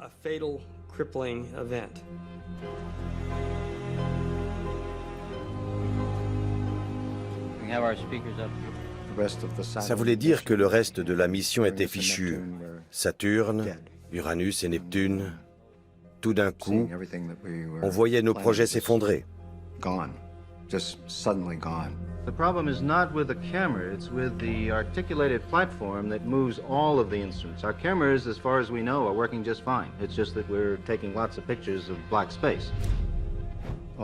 Toutes les explorations qu'on avait prévues, Uranus et Neptune, plus aucun vaisseau spatial n'irait là-bas. C'était la mission de Voyager et tout d'un coup, c'était comme si ça n'allait plus être possible. On était complètement anéantis.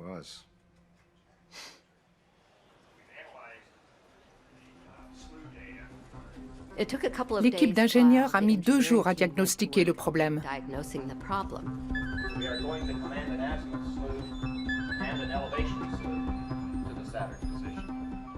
Cette plateforme est dotée de petits moteurs qui la font tourner.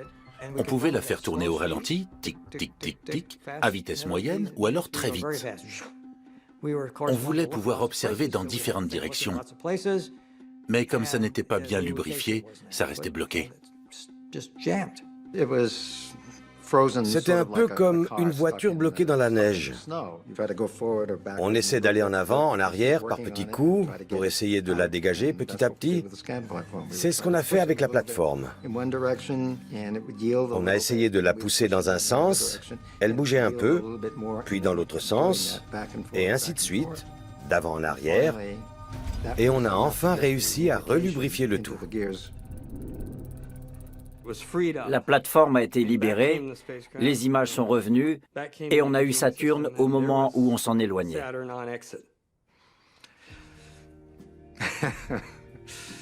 Oui.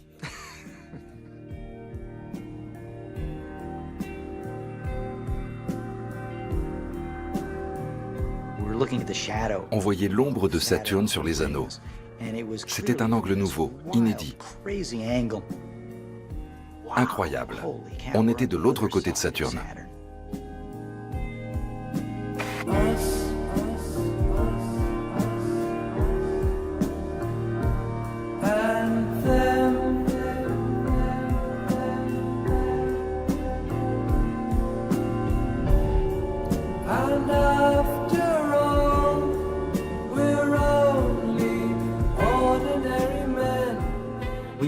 On avait l'impression d'y être.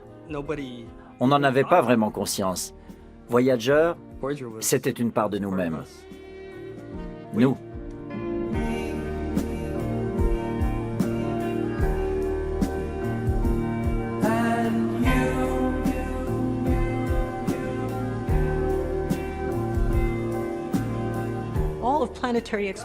Pour moi, toutes les explorations planétaires, c'est une histoire de désir. Désir de se connaître soi-même, désir de comprendre le sens de notre existence, de communiquer, de dire à l'univers, on est là, regardez-nous. Et vous, où êtes-vous?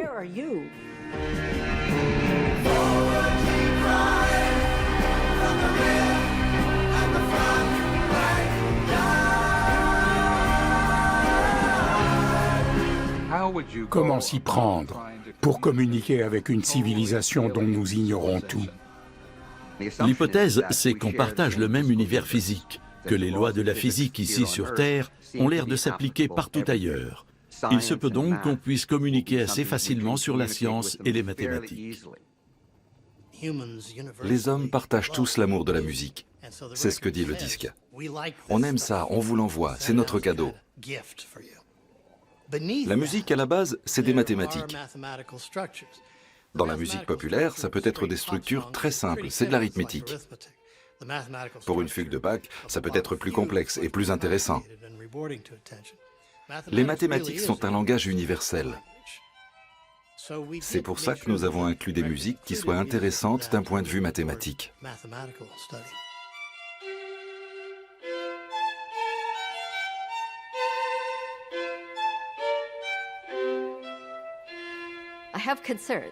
Ce n'est pas si simple. Il y a des formes d'intelligence sur notre propre planète, les dauphins, les baleines, avec lesquels on ne sait pas communiquer, au-delà des petits numéros de delphinarium. C'est un peu présomptueux d'imaginer que ça va se passer comme dans Star Trek, qu'on va trouver des formes de vie avancées, avec qui on va tout de suite pouvoir discuter autour d'une tasse de thé. C'est plus compliqué que ça.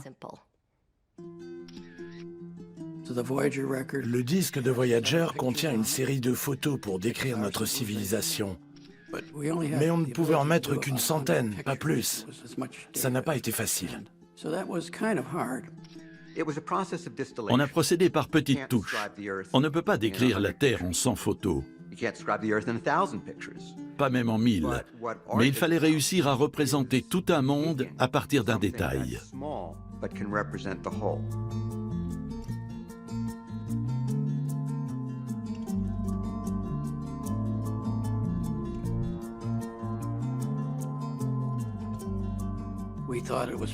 Nous pensions qu'il était très important de mettre des photos de corps nus pour montrer notre anatomie.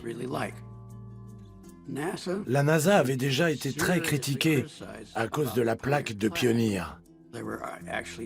Les journaux avaient reçu du courrier des lecteurs disant que la NASA envoyait de la pornographie dans l'espace. Comment faire pour montrer des corps nus sans être accusé d'obscénité? Notre réponse a été de mettre une photo de femme enceinte, parce que les femmes enceintes ne sont pas considérées comme des objets de désir. C'est donc ce que nous avons fait. Si la NASA ne laisse pas passer ça, elle ne laissera rien passer. Et de fait, elle ne laisse rien passer, car c'est la seule photo qu'elle nous a demandé de retirer. Et maintenant, il fallait 5 ans pour arriver à Uranus. Uranus will be the most remote object yet visited by a spacecraft, and it's so remote that it was not even known until 200 years ago. And it's a great distance out there, and if we'd launched directly from Earth, it would have taken 30 years to get there. So we were very fortunate that we could swing by Jupiter and Saturn on our way. I can only say that as an observational astronomer, I've been trying to figure this thing out for the past 25 years, and it's very frustrating in a telescope to look at that tiny little disk and try to determine anything about it. So for me, the next few days are going to be very exciting.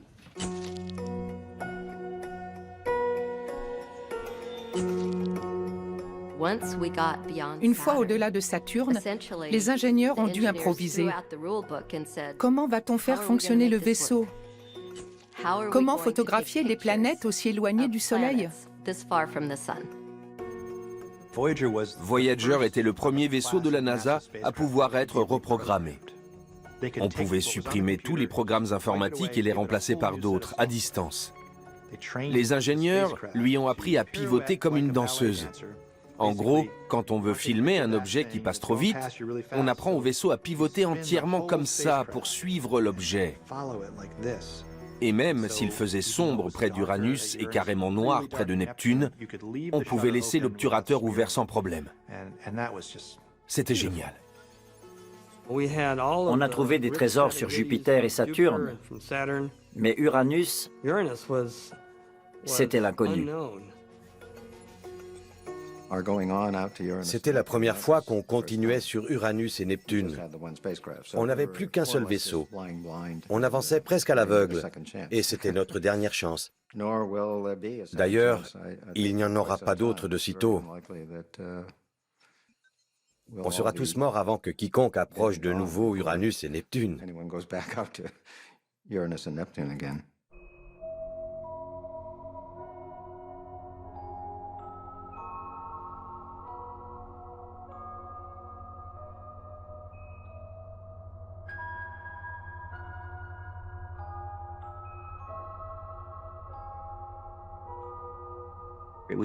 C'était comme voir cette planète, qui était presque une abstraction, presque un mythe, devenir un objet bien réel.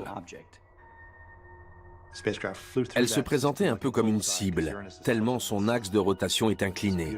Et puis cette magnifique couleur bleu-vert à cause du méthane présent dans l'atmosphère. À chaque photo, c'était encore plus beau. On entendait les gens s'extasier. Waouh! Ceux qui étaient occupés se retournaient d'un coup et waouh, regardez-moi ça! Il n'y avait pas Internet, pas de fil d'actu en direction de CNN Live. Pour pouvoir partager cette expérience unique, c'est-à-dire faire partie de ce groupe de gens qui regardent un petit point lumineux devenir un monde réel sous leurs yeux, il fallait être confiné dans cette pièce. Well, just about 2 minutes ago, Voyager 2 passed through its closest approach to Uranus.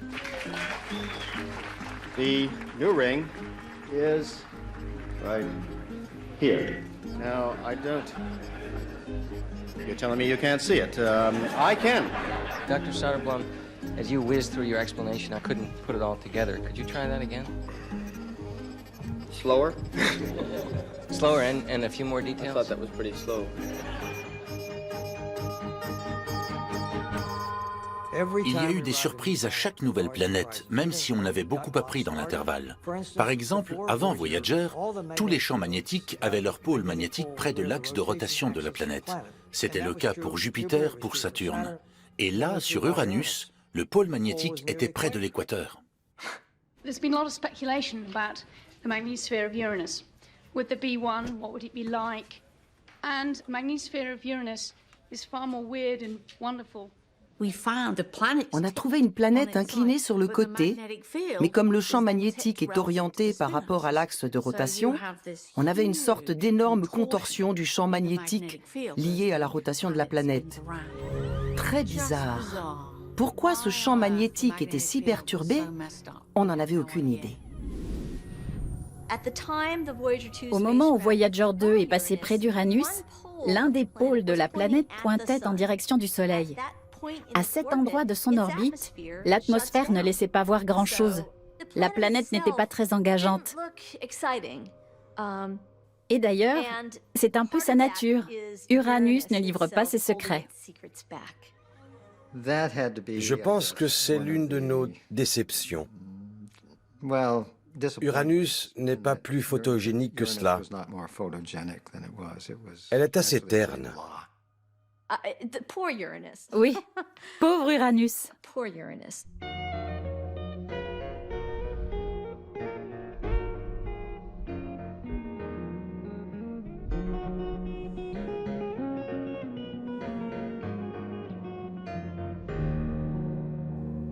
Uranus n'est pas de la même trempe que Jupiter et Saturne. Elle est toute en discrétion. Heureusement, il y avait ces lunes.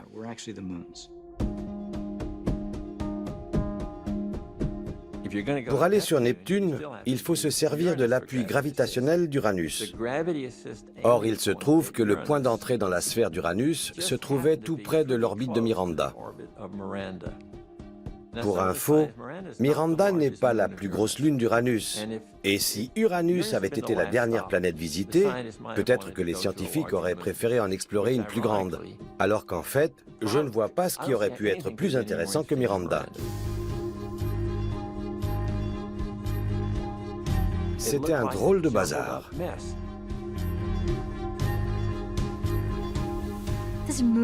On aurait dit qu'elle avait été comme concassée, puis remise en boule à la va-vite. Un drôle de truc. On était rivés à l'écran. Non mais regarde ça, et ça. Miranda a bluffé tout le monde. Par endroits, il y avait d'énormes falaises, comme des entailles. Sur l'une d'elles, il y avait un à-pic qui devait faire dans les 10 km. La gravité sur Miranda est si faible que si vous tombiez du haut de cette falaise, vous auriez le temps de lire votre journal. Votre chute durerait 20 minutes, mais en arrivant au fond, la vitesse serait encore de 150 km/h. Alors, ce serait le dernier journal de votre vie.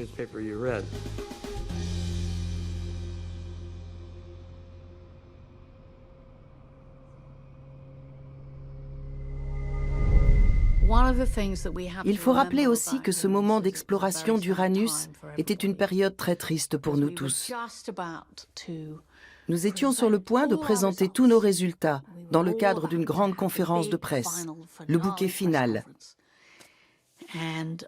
Mais ce matin-là, je suis allée assister au décollage de la navette Challenger. We have main engine start. 4, 3, 2, 1, and liftoff.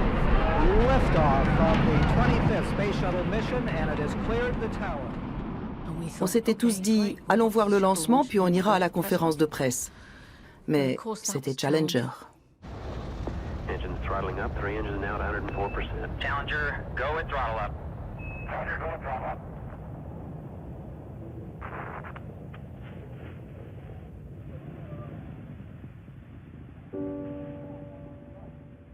Les gens étaient sidérés. Vous avez vu ça? Elle a vraiment explosé? On avait interrompu notre réunion pour assister au décollage. Et là, le silence. Tout le monde pleurait. Que dire? On a su tout de suite qu'ils étaient morts. Flight throttle, go ahead. RSO reports vehicle exploded. Copy. Et bien sûr, ils ont montré ça en boucle. We have no downlink. Okay, everybody, stay off the telephones. Make sure you maintain all your data. Start pulling it together. L'accident de Challenger a eu lieu au moment où nous quittions Uranus. Je me souviens très bien de cet enchaînement d'images, le croissant d'Uranus qui s'éloigne et l'explosion de Challenger. C'était terrible. Today is a day for mourning and remembering. Nancy and I are pained to the core by the tragedy of the Shuttle Challenger. We know we share this pain with all of the people of our country. This is truly a national loss. I know it's hard to understand, but sometimes painful things like this happen. It's all part of the process of exploration and discovery. It's all part of taking a chance and expanding man's horizons. The future doesn't belong to the faint-hearted. It belongs to the brave. Reports from the flight dynamics officer indicate the impact in the water, approximately 28.64 degrees north, 80.28 degrees west.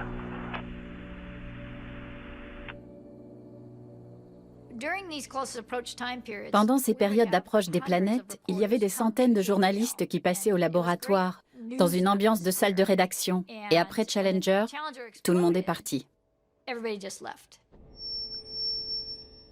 C'était une période très triste. Une triste fin pour une autre belle mission.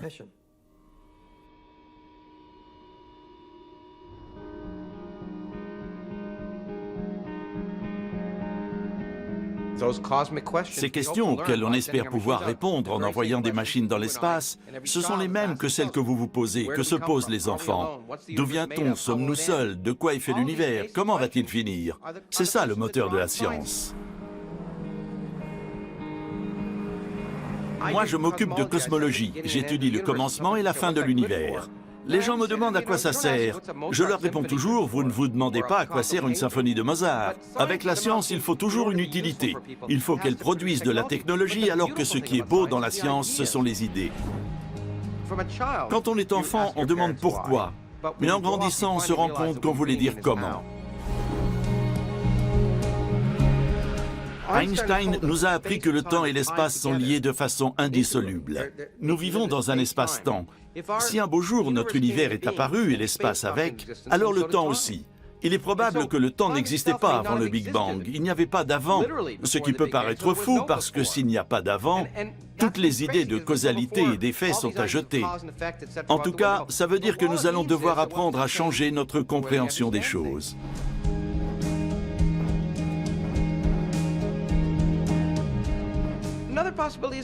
Et si notre Big Bang n'en était qu'un parmi tant d'autres qui se produisent dans ce qu'on appelle maintenant un multivers? C'est un changement de perspective qui nous rend encore plus insignifiants. Nous étions déjà assez insignifiants quand nous tournions autour du Soleil, au milieu de nulle part, parmi des centaines de milliards d'autres galaxies, mais plus encore maintenant qu'on sait que ce qu'on croyait être notre univers n'est qu'un espace insignifiant au milieu de quelque chose de beaucoup plus vaste. La science nous éloigne de plus en plus du centre de l'univers, du cœur de l'action.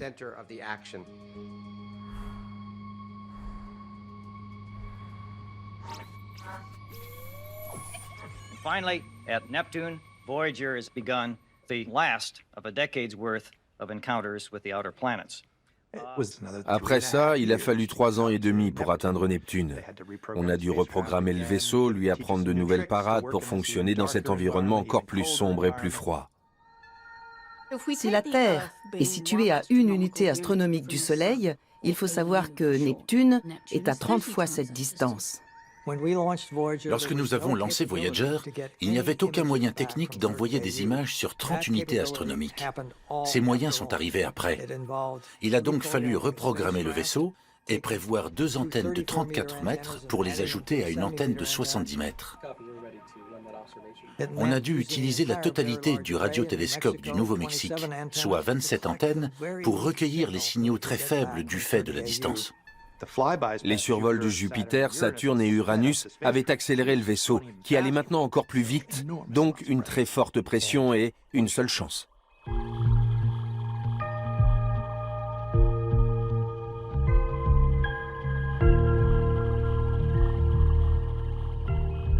Elle était là, au bord de notre système solaire, comme si elle attendait que quelqu'un vienne admirer sa beauté, que des humains passent à proximité et s'émerveillent. Neptune était photogénique dès le départ. J'avais déjà fait des photos de Neptune sur Terre, mais on ne voyait pas grand-chose. Après tout ce que j'avais imaginé, la voir en vrai comme ça, quel flash! C'était une boule bleue brillante qui rappelait un peu la Terre. Ce qui était assez étrange pour la dernière planète que nous allions découvrir.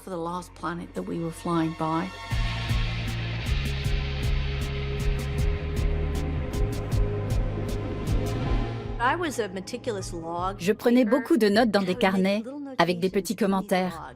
Je faisais des croquis, une tache noire, une couche de nuages, avec des « waouh » et des points d'exclamation partout, des dessins, des flèches. Le plus surprenant, c'était une immense tache sombre. Personne ne s'attendait à la trouver là. C'était énorme, comme un trou dans la planète. On l'a donc appelée la Grande Tache Noire, parce qu'on n'est pas très inventif pour les noms.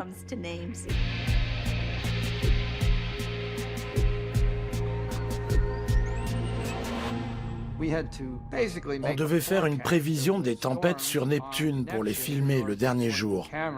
Et au même moment, sur Terre, il y avait un ouragan au large de la côte est des États-Unis.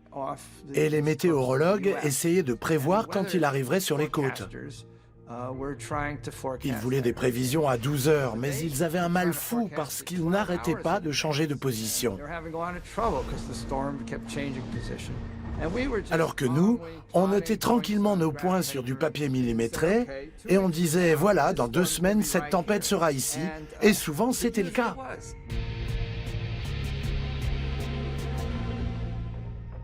Pour Jupiter, Saturne et Uranus, l'objectif était de survoler les planètes de telle sorte que le vaisseau soit propulsé vers la suivante. Mais pour Neptune, qui était la dernière, nous avons pu prendre une autre trajectoire, ce qui nous a permis d'avoir une image vraiment spectaculaire des anneaux et une vue arrière sur tout le système. C'était vraiment magnifique. Imaginez un peu capter l'image des anneaux de Neptune, qui ont une réflectivité 2 fois plus faible que la suie, dans une lumière 1000 fois plus faible que sur Terre.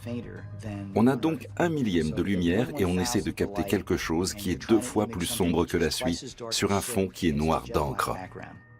More than one ring could be seen even in the raw images, the so-called ring arcs. And it seemed reasonable that this was indeed the lost arc that our imaging team raters were looking for. Now you're going to turn on me, right? À proximité de Neptune, on voulait s'approcher de Triton, qui est un monde en soi, sur une orbite rétrograde autour de Neptune. À l'arrivée de Voyager, Neptune et Triton n'étaient pas alignés. Il y en avait une ici et une en bas. Que faire? Il y avait une solution. C'était de survoler le pôle Nord, très près de Neptune, pour infléchir la trajectoire du vaisseau en direction de Triton. Mais ça voulait dire s'approcher à seulement quelques milliers de kilomètres de la couche nuageuse jusqu'à l'effleurer. Et il fallait trouver le point exact. Notre crainte, c'était de ne pas connaître assez bien l'atmosphère de Neptune. On n'était pas sûr que le vaisseau n'allait pas chuter.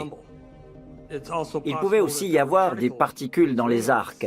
On risquait de pénétrer dans un nuage d'éclats de matière. Et là, ce serait la fin. La moindre erreur de calcul et au lieu d'effleurer le dessus des nuages, on traverse la couche et le vaisseau prend feu. Une petite erreur dans l'autre sens et on passe trop loin. La trajectoire n'est pas assez descendante et on percute Triton et c'est la fin de la mission. Et on n'a pas le temps de tergiverser, il faut appuyer sur le bouton. Ça aurait été fascinant d'être dans ce vaisseau pendant qu'il passait tout près de ces nuages magnifiques. Et tout d'un coup, alors qu'il survolait le pôle de Neptune, de voir s'élever la grosse lune, Triton.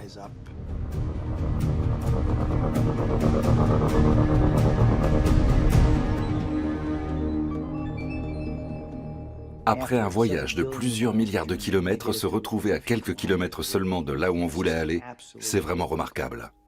En plein dans le mille. L'hémisphère sud de Triton est entièrement recouvert de glace d'azote. En le survolant, on a pu repérer des traces à la surface de la calotte polaire. On cherchait à assembler un puzzle représentant la surface de Triton. Mais certaines pièces ne s'alignaient pas très bien. C'était le cas de 2 traînées sombres en particulier. Larry se grattait la tête. Je ne comprends pas ce qui se passe. C'est un spécialiste mondial des planètes et des lunes et il ne comprenait pas.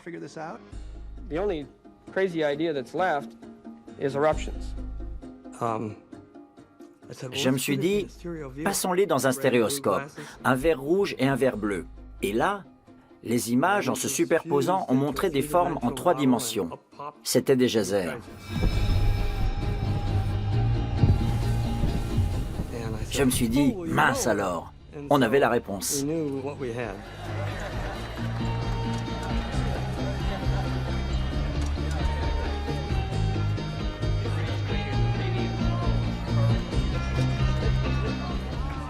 Des panaches, des geysers noirs qui crachaient quelque chose. Des jets immenses, à des kilomètres de la surface. On voyait des éruptions dans un environnement qui aurait dû être glacé, éteint. C'était le dernier endroit où on aurait pu imaginer des éruptions, sur ce satellite si éloigné du Soleil. On est à 37 degrés au-dessous du zéro absolu. Il y a donc des geysers, sous influence solaire, alors qu'on est à 30 unités astronomiques du Soleil.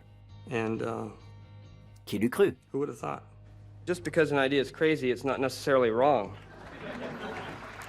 On savait que c'était la dernière planète que Voyager allait explorer. Et donc, le temps qu'on passait ensemble, en équipe, où on observait les images, où on en discutait, où on se côtoyait, ce temps-là en était encore plus précieux. Un jour, je passe devant le bureau de la secrétaire qui me dit « Candy, il y a un journaliste qui veut te voir. » Et il me dit « Le compte à rebours est en train de passer des moins au plus. » Voyager est en train de quitter Neptune. Est-ce que ça vous fait quelque chose? Et là, j'ai fondu en larmes. Après ce dernier survol, Voyager nous a montré ce magnifique croissant, Neptune et Triton. Et là, on a tous compris que c'était la fin de la partie planétaire de cette aventure. C'était la dernière escale. La dernière chose à voir dans notre système solaire était derrière nous. On venait de passer de la mission planétaire à la mission interstellaire de Voyager. De toutes ces images, c'était la plus émouvante parce que c'était une image d'adieu. We could have enhanced the color a bit to make a somewhat prettier picture, but out of respect to the Voyager spacecraft, we decided to show it to you just as it is.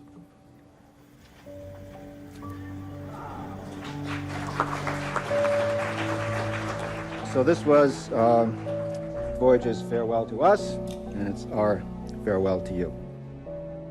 The way I looked at it was... Je me suis dit, on a vraiment accompli quelque chose de génial. Une mission plus que réussie. On était un peu triste. On avait mis beaucoup d'énergie dans cette mission.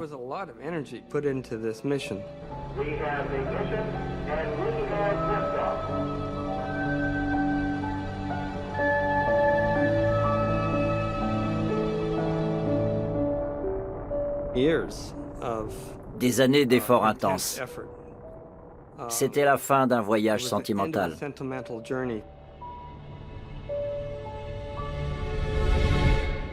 On a réussi. Mission accomplie. C'est important.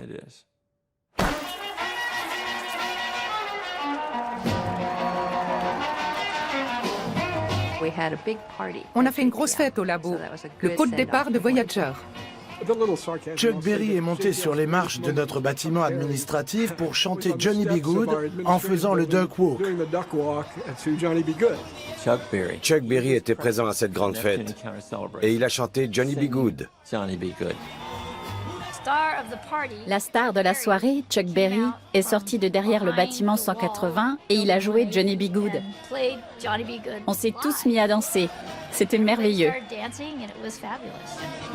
Ed Stone dansait aussi. Ça valait le coup d'œil, tout le monde dansait.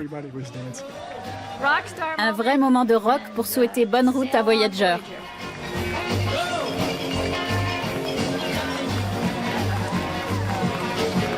I'm going to go get some sleep, or maybe I'll do a little more dancing. Thank you very much. Luke?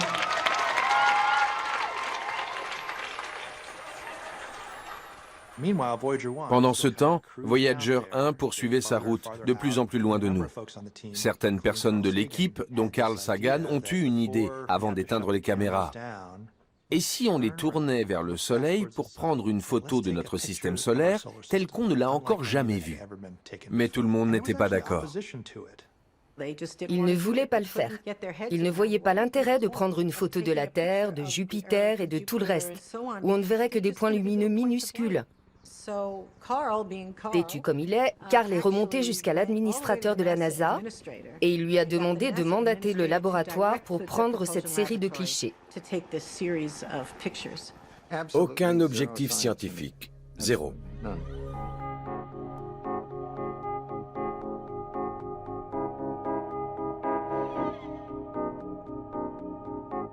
Les gens prennent des photos de notre planète depuis aussi longtemps que le programme spatial existe. Mais personne n'en avait jamais fait une comme ça. C'est le jour de la Saint-Valentin 1990 qu'ils ont fait ce très beau portrait de famille. On a fait le portrait de chacune des planètes et j'étais la première à les regarder. Je connaissais les moindres tâches, les moindres imperfections.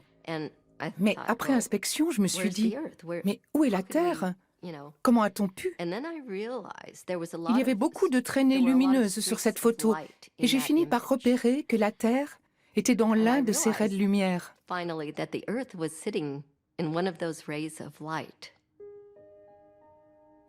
Je suis restée un long moment assise à regarder.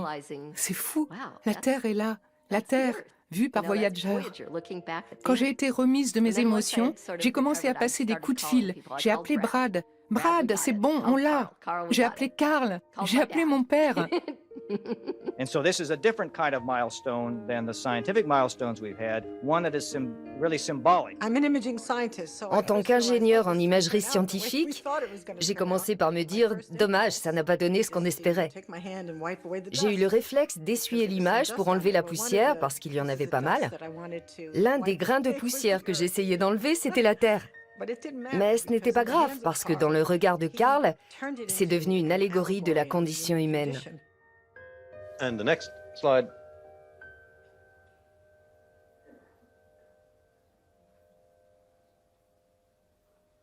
The Earth in a sunbeam. In this color picture, you can see that it is in fact less than a pixel. And this is where we live, on a blue dot. On that blue dot,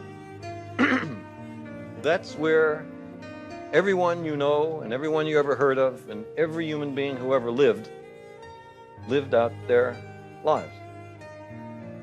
I think this perspective underscores our responsibility to preserve and cherish that blue dot, the only home we have. Mon père parle de cette petite tache dans la vaste nuit cosmique.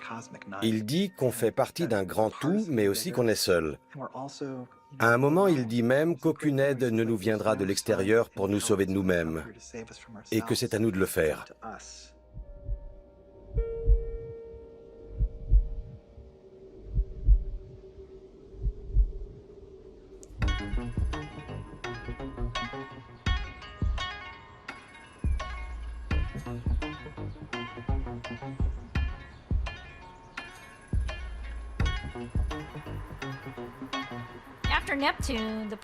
Après Neptune, le programme a continué, mais d'une façon très différente.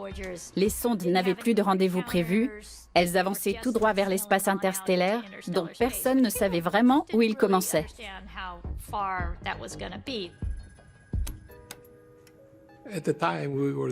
À l'époque où on a conçu Voyager, on ne connaissait pas les frontières de l'espace interstellaire. Il fallait alors qu'on s'occupe de cette deuxième mission.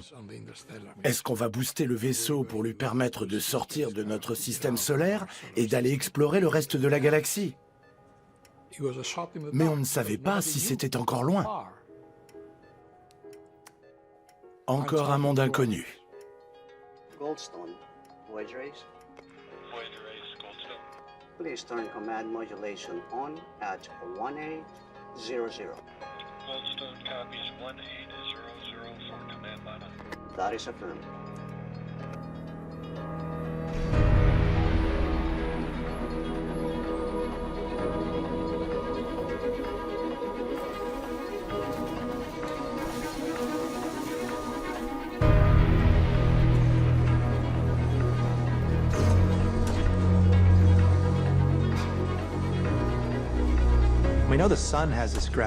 On sait que le Soleil a une influence gravitationnelle qui s'étend jusqu'à la moitié de la distance qui le sépare de l'étoile la plus proche. Une fois que Voyager sera sorti de cette influence, il mettra encore des dizaines de milliers d'années pour arriver aux confins du système solaire. Mais le champ magnétique du Soleil ne va pas aussi loin, c'est une sorte de bulle. Et où laisse-t-il place à la galaxie ? Voyager a continué sa route sur plusieurs années sans qu'on puisse détecter le milieu interstellaire.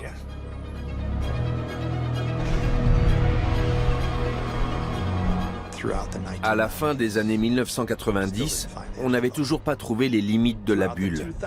À la fin des années 2000 non plus. Et puis enfin, en 2012, sur Voyager 1, qui est le plus rapide et donc le plus éloigné, On a commencé à voir de drôles de manifestations sur nos écrans. Le champ magnétique du Soleil était en train de changer de direction. Les particules emprisonnées n'étaient plus les mêmes. On voyait de drôles de pics. Puis tout est redevenu normal. Et puis un beau jour, abracadabra, en août 2012, tout a changé. On est sorti de la bulle. Voyager 1 a quitté notre système solaire. C'était le premier objet construit par l'homme à se retrouver dans l'espace interstellaire. Major historic announcement by NASA just a short time ago confirming the Voyager spacecraft. Voyager, as in the thing that launched way back in 1977, exploring the moons, exploring the planets.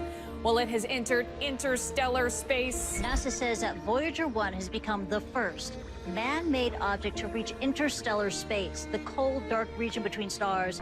And we've slipped the outermost grasp of our solar system with Voyager 1, the first human-made object to venture into interstellar space.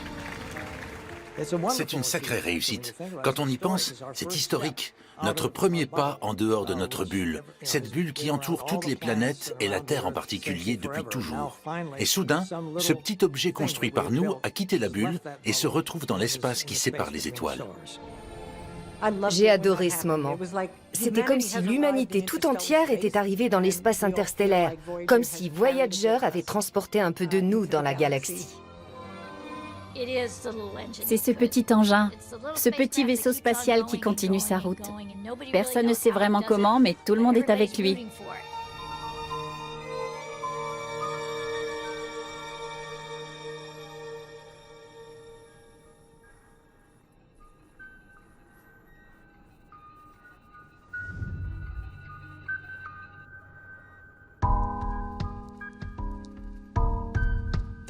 Il n'y aura plus jamais de mission de ce type. C'était la première et la dernière. Les deux vaisseaux sont rarement loin de mes pensées. Il y a toujours un petit morceau de moi qui se demande où ils se trouvent ce soir. Chaque fois que j'observe les étoiles, je regarde dans leur direction. Nous appartenons à la génération qui a réussi à envoyer un objet dans l'espace. Un objet qui va non seulement nous survivre, mais survivre à notre étoile. Dans 4 milliards d'années, quand notre Soleil se transformera en une géante rouge, Voyager continuera son bonhomme de chemin au milieu des étoiles, avec les musiques de notre génération. Chuck Berry sera dans les étoiles.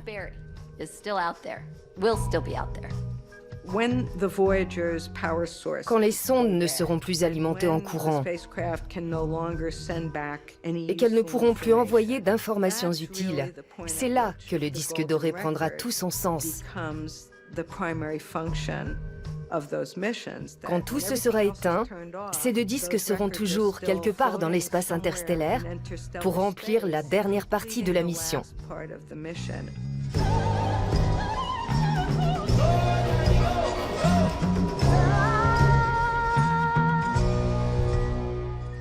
Je pense que le message, c'est le vaisseau lui-même, le vaisseau et sa technologie.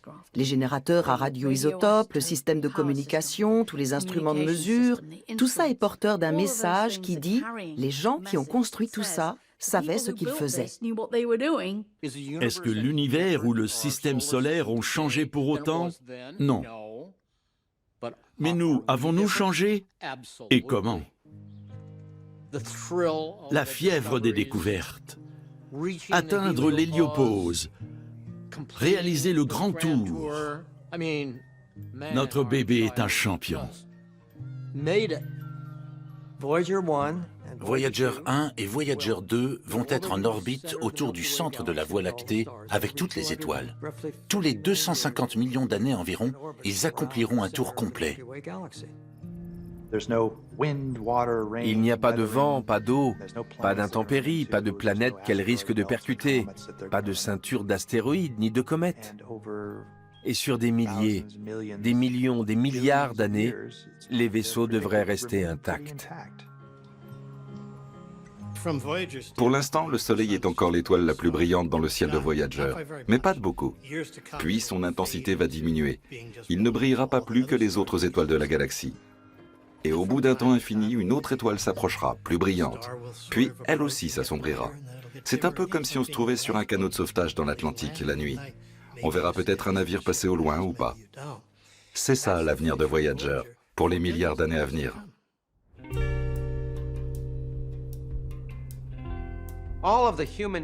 Toutes les tragédies humaines, toutes les inquiétudes qui nous agitent seront oubliées depuis longtemps. Notre existence en tant qu'espèce, nos grandes victoires, les choses qui nous semblent les plus importantes, tout ça sera oublié. Et l'univers s'en moque. Mais il est possible qu'au moins un objet créé par nous soit encore là, quelque part. Et qui sait, peut-être qu'un jour, selon une probabilité infinitésimale, un autre être vivant le trouvera et apprendra que nous avons existé. C'est hautement improbable sans être impossible. Et c'est cette chance infime qui nourrit notre espoir.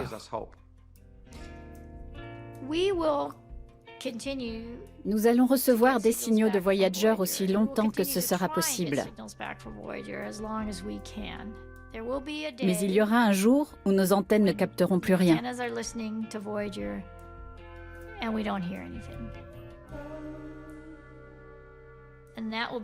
Ce jour-là, nous arrêterons les communications avec Voyager.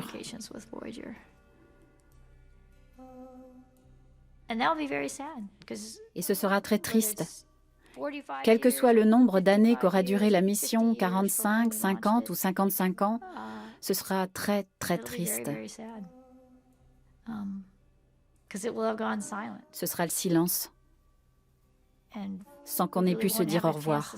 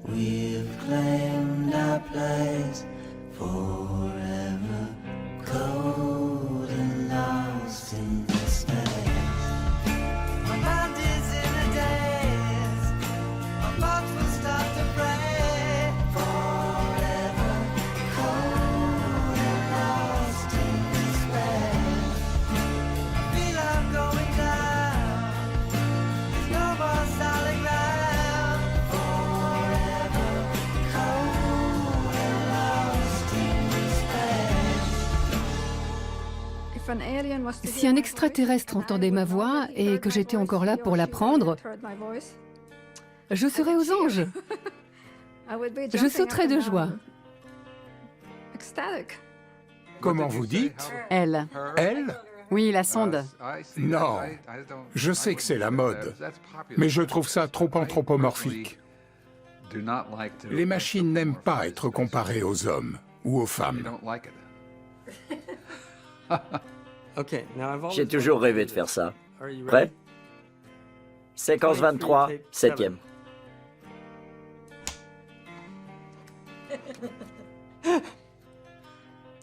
Voyager.